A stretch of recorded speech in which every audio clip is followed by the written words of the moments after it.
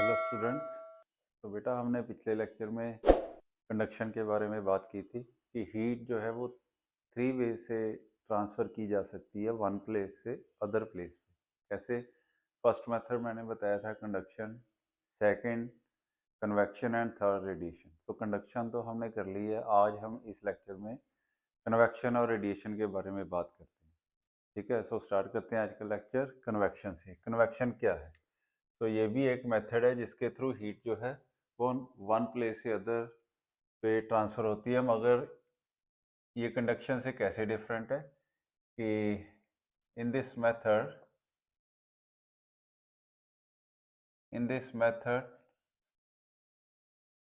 Heat is transferred from one point two another in fluids. ठीक है ना, इन fluids यानी कि फ्लूइड्स, लिक्विड और गैसेस में हीट जब वन प्लेस से दूसरे प्लेस पे ट्रांसफ़र होती है तो इस मेथड के जरिए ट्रांसफ़र होती है कन्वेक्शन के थ्रू। ठीक है ना। और इसमें क्या होता है कि bodily motion of the molecules होता है। जैसे कंडक्शन में क्या था कि जो एटम्स और मॉलिक्यूल थे वो अपने मीन पोजीशन, जब उन्हें हीट दी जाती थी तो अपने मीन पोजीशन के अबाउट वाइब्रेट करते थे और नेक्स्ट को अपनी एनर्जी ट्रांसफ़र करते थे। वो नेक्स्ट फिर नेक्स्ट को ट्रांसफ़र करता था तो हीट फिर वन प्लेस से दूसरे प्लेस पे ट्रांसफ़र होती थी। मगर यहाँ पे क्या है कि मॉलिक्यूल्स खुद हीट को एक जगह से दूसरी जगह पर लेके जाएंगे, यानी कि बॉडीली मोशन ऑफ मॉलिक्यूल्स होगी इस मेथड में। ठीक है, इसमें ये भी बात लिख सकते हैं। इन दिस मेथड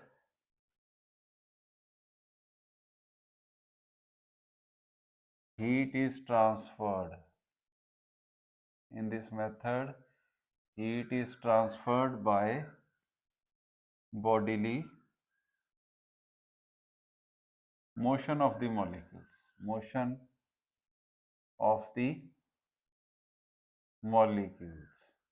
ठीक है ना।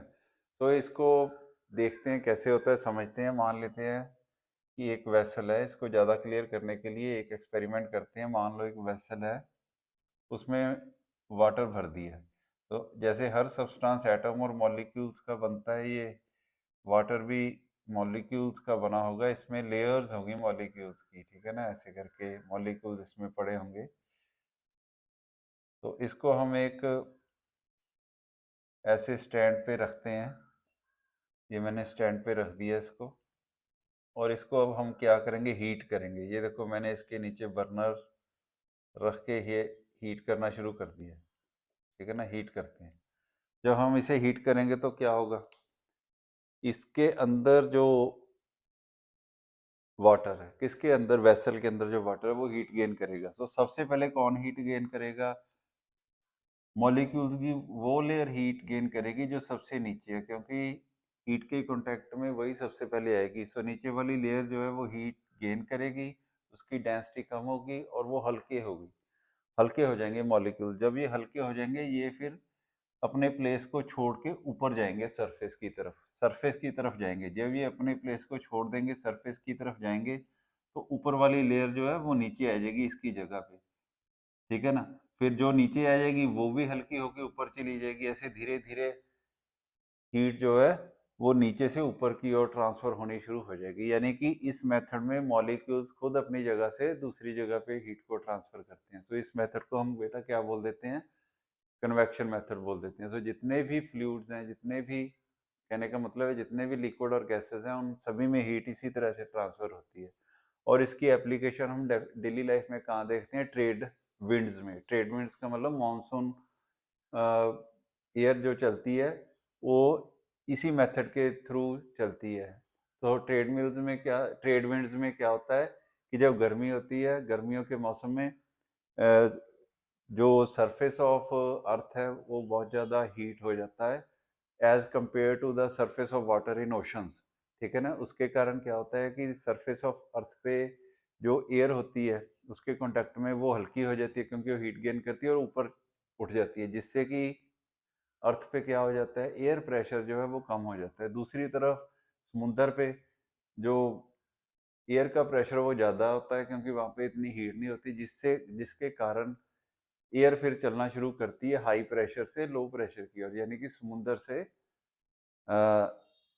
अर्थ की ओर चलना शुरू करती है। इसी तरह से सर्दियों में चलती है फिर अर्थ से समुंदर की ओर, ठीक है। इस तरह फिर ट्रेड विंड्स जो है वो बनती हैं इस मेथड के थ्रू। तो अब इसी में हम नेक्स्ट टॉपिक करेंगे न्यूटन्स लॉ ऑफ कूलिंग, वो भी कन्वेक्शन के साथ ही रिलेटेड है। तो इससे नेक्स्ट टॉपिक हमारा फिर आता है न्यूटन्स लॉ ऑफ कूलिंग। एक यही लॉ है इसमें जो हम आज करेंगे।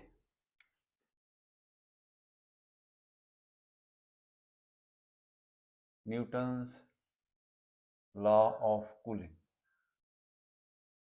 तो न्यूटन्स लॉ ऑफ कूलिंग क्या कहता है, पहले इसकी स्टेटमेंट लिख लेते हैं कि according to this law, according to this law, rate of cooling of a body, rate of cooling of a body, rate of cooling of a body का मतलब है rate of loss of heat, rate of cooling of a body is directly proportional to,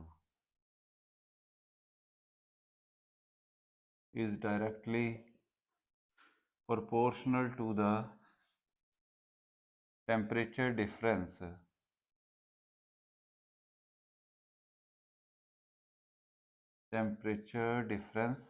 between the body and the surrounding, between the body and the surrounding, between the body and the surrounding, ठीक है। तो ये है Newton's law of cooling कि rate of loss of heat, की body किस rate से heat को लॉस करती है, उसमें से बॉडी में से किस रेट में हीट बाहर निकलती है, वो किसके डायरेक्टली प्रोपोर्शनल होगा, temperature difference between the body and the surrounding. So इसको ड्राइव करके देखते हैं। सो मान लेते हैं, लेट अस कंसीडर कि m क्या है, mass of the body, m mass of the body है, c उसकी स्पेसिफिक हीट है, m mass of the body है, c जो है वो specific heat of the body है, थीटा जो है वो टेम्परेचर ऑफ द बॉडी मान लेते हैं, थीटा नॉट जो है वो टेम्परेचर ऑफ द सराउंडिंग मान लेते हैं, टेम्परेचर ऑफ द सराउंडिंग मान लेते हैं, ठीक है। तो थीटा जो है वो ग्रेटर देन थीटा नॉट है, तभी बॉडी में से हीट बाहर आएगी। तो अकॉर्डिंग टू दिस लॉ क्या होगा कि rate of loss of heat यानी D Q over D T, Q क्या है, हीट, हीट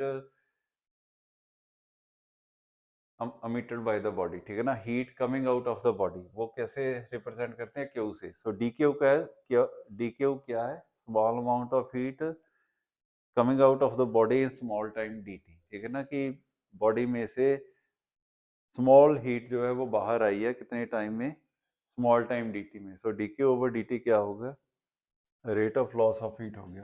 तो रेट ऑफ कूलिंग किसके डायरेक्टली प्रोपोर्शनल होगा, temperature difference between the body and the surrounding. तो ये टेम्परेचर बॉडी का है, ये सराउंडिंग का है। अब इसको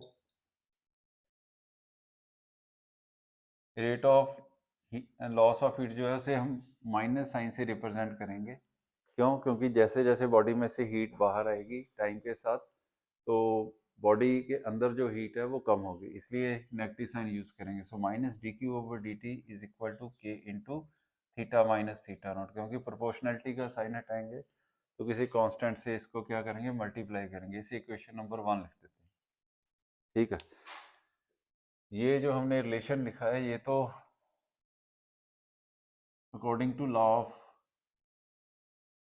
न्यूटन्स लॉ ऑफ कूलिंग के अकॉर्डिंग लिखा है। अब हम स्पेसिफिक हीट के फार्मूला यूज करके लॉस ऑफ हीट लिखेंगे। जैसे आपको मालूम ही है कि किसी भी बॉडी को अगर हम हीट देते हैं, ठीक है ना, तो उसका टेम्परेचर मान लो डेल्टा टी से इंक्रीज होता है, ठीक है।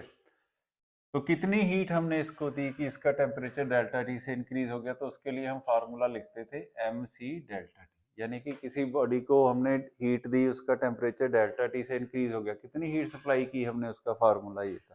तो ये वाला फार्मूला हम यहाँ पे भी यूज करेंगे। सो बॉडी को कितनी हीट दी या बॉडी में से कितनी हीट निकली, ये दोनों के लिए ये हम यूज कर सकते हैं। तो मान लेते हैं कि D Q heat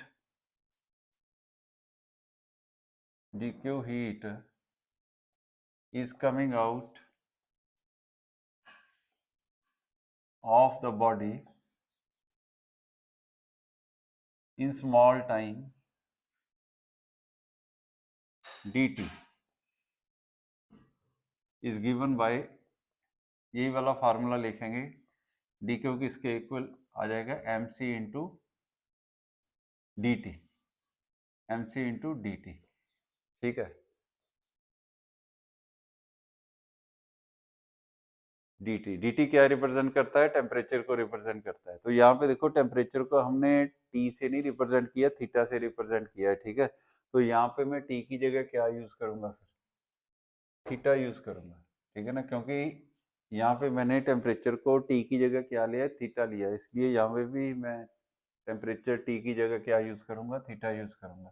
so rate of loss of heat कितनी हुई, rate of loss of heat, ये तो लॉस ऑफ हीट है ना, तो रेट का मतलब है विद रिस्पेक्ट टू टाइम कितनी लॉस हुई, d Q over D T is equal to m c d theta over D t, इसके इक्वल हुई। ठीक है ना, सो ये आ गया हमारा d Q over D t की वैल्यू आ गई। सो ये d Q over D t की वैल्यू हम इक्वेशन नंबर 1 में फिल करेंगे। तो ये जो वैल्यू मेरे पास आई है, इसको इक्वेशन नंबर 1 में फिल करो तो देखो क्या बनता है हमारा।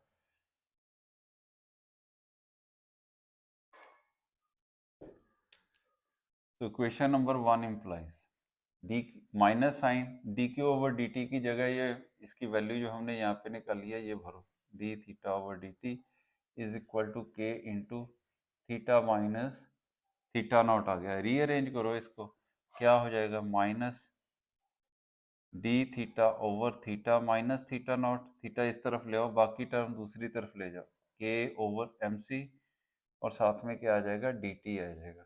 ठीक है, ये माइनस का साइन भी दूसरी तरफ ले जाओ, d theta over theta minus theta naught is equal to minus k over m c. ठीक है, डी टी आ गया। ये देखो के कांस्टेंट है, एम मास भी कांस्टेंट है, स्पेसिफिक हीट भी पर्टिकुलर बॉडी की कांस्टेंट ही होती है। तो ये तीनों कांस्टेंट है, तो इनका जो ये रिलेशन है ये हमें क्या देगा, अनदर कांस्टेंट देगा। तो इसकी जगह हम अनदर कांस्टेंट यूज कर लेंगे, क्या लिखेंगे, तो ये इक्वेशन हमारी क्या बनेगी,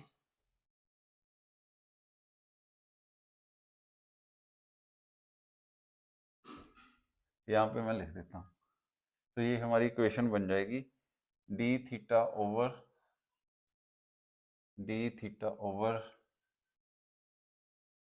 theta minus theta naught is equal to minus k dash लिख देता हूँ, another constant, into d t, integrate करो दोनों तरफ, d theta over theta minus theta naught is equal to minus k dash d t. तो क्या हमारा बन गया, लॉग लॉग देखो 1 ओवर एक्स डी एक्स, इसका इंटीग्रेशन किसके इक्वल होता है, log x to the base e plus ई, ऐसे होता है, यही वाला फार्मूला यहाँ पे यूज करेंगे। तो ये बन जाएगा log theta minus theta naught to the base e is equal to minus k t plus c. ठीक है ना, एक बार सी लिखेंगे, या इस तरफ लिख दो या उस तरफ लिख दो, कांस्टेंट ऑफ इंटीग्रेशन होता है, एक बार हम ये लिखते हैं। तो ये देखो ये हमारी इक्वेशन आ गई है। तो ये रिलेशन आ गया किसमें, टेम्परेचर डिफरेंस और टाइम में। ठीक है, जब हीट बॉडी में से लॉस होगी। तो ये इक्वेशन जो है ये न्यूटन लॉ ऑफ कूलिंग को रिप्रेजेंट करती है। अब देखो ये इसको कंपेयर करो किससे, इक्वेशन ऑफ स्ट्रेट लाइन से।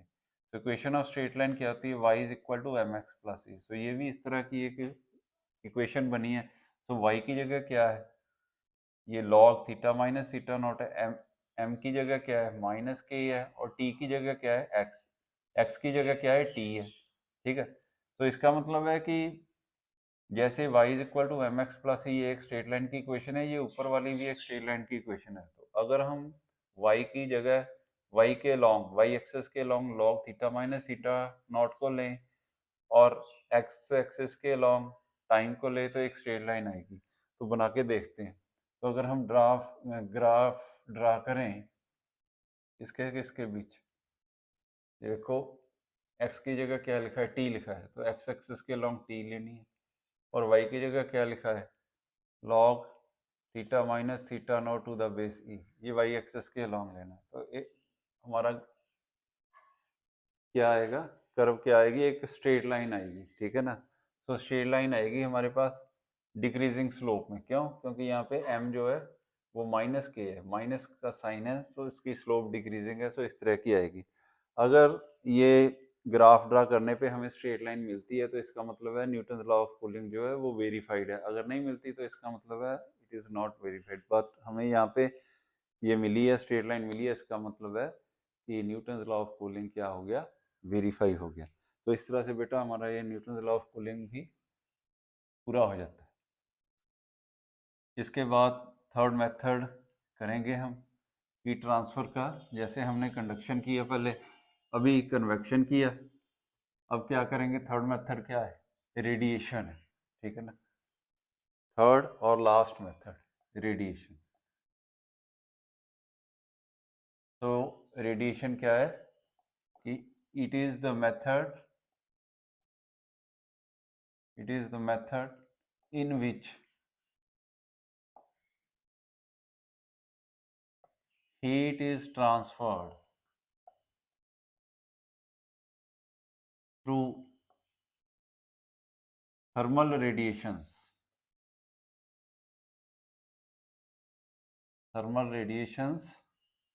without heating the intervening medium। यानी इस मेथड में हीट रेडिएशंस, थर्मल रेडिएशंस जो हैं वो हीट को ट्रांसफ़र करती हैं, और जब मीडियम में से निकलती है हीट रेडिएशंस तो वो मीडियम को नहीं इफेक्ट करती, उसको हीट नहीं करती, ठीक है ना। जैसे हम देखते हैं कि अगर दूर कहीं आग जल रही हो तो उसकी हीट हमारे तक पहुंचती है, अगर हीटर चल रहा हो उसकी हीट भी हमारे तक पहुंचती है। तो कोई वायर या कोई वो चीज़ तो हमारे साथ जुड़ी नहीं होती आग के साथ और हमारे साथ, तो फिर हीट कैसे हमारे तक पहुंचती है, वो रेडिएशन के थ्रू पहुंचती है। तो थर्मल रेडिएशंस क्या होती हैं कि radiation emitted by body due to its temperature, वो थर्मल रेडिएशंस होती है, उन रेडिएशंस के थ्रू ही हीट जो है हमारे तक पहुंचती है। जैसे बेटा हम देखते हैं कि सन जो है उसकी जो हीट है हमारे तक पहुंचती है, वो किसके थ्रू पहुंचती है, क्योंकि कोई वायर्स या कोई ऐसी चीज़ तो है नहीं, या मीडियम कोई ऐसा है नहीं, तो वो जिन रेडिएशन के थ्रू पहुंचती है उसे हम थर्मल रेडिएशन बोलते हैं, हीट रेडिएशन बोलते हैं। तो जैसे सन और अर्थ के बीच में कोई भी मीडियम नहीं है, इसका मतलब है कि जो हीट रेडिएशंस होती हैं उन्हें चलने के लिए किसी मीडियम की आवश्यकता नहीं होती। यानी कि वो भी एक तरह की इलेक्ट्रोमैग्नेटिक वेव्स ही होती हैं, क्योंकि उनमें इलेक्ट्रोमैग्नेटिक वेव्स की सभी प्रॉपर्टीज़ होती हैं। तो अगर हम हीट रेडिएशन, थर्मल रेडिएशंस की प्रॉपर्टी लिखने जाएं तो क्या लिखेंगे, जो इलेक्ट्रोमैग्नेटिक वेव की प्रॉपर्टीज़ हैं क्या होती हैं कि ये स्ट्रेट लाइन में चलती है, इसे चलने के लिए किसी मीडियम की नीड नहीं है, ठीक है ना, और ये जिस मीडियम में से निकलती है उसे अफेक्ट नहीं करती, और इसकी वेलोसिटी किसके इक्वल होती है, इसकी वेलोसिटी वेलोसिटी ऑफ लाइट के इक्वल होती है। ये जो रेडिएशंस हैं ये लॉज ऑफ रिफ्लेक्शन को फॉलो करती हैं, ये रिफ्रैक्शन भी फॉलो करती हैं, रिफ्रैक्ट भी की जा सकती हैं, ठीक है ना, और ये इनवर्स स्क्वायर लॉ को फॉलो नहीं करती, ठीक है ना। सो ये प्रॉपर्टीज़ जो हैं ये थर्मल रेडिएशंस की होती हैं। तो इस यही मेथड 3 थे बेटा जिसके थ्रू हीट जो है एक जगह से दूसरी जगह पे ट्रांसफ़र होती है। तो इसके साथ हमारा ये ट्रांसफ़र ऑफ हीट का जो टॉपिक है यहाँ पे फिनिश होता है। तो नेक्स्ट लेक्चर में मिलते हैं। Thank you.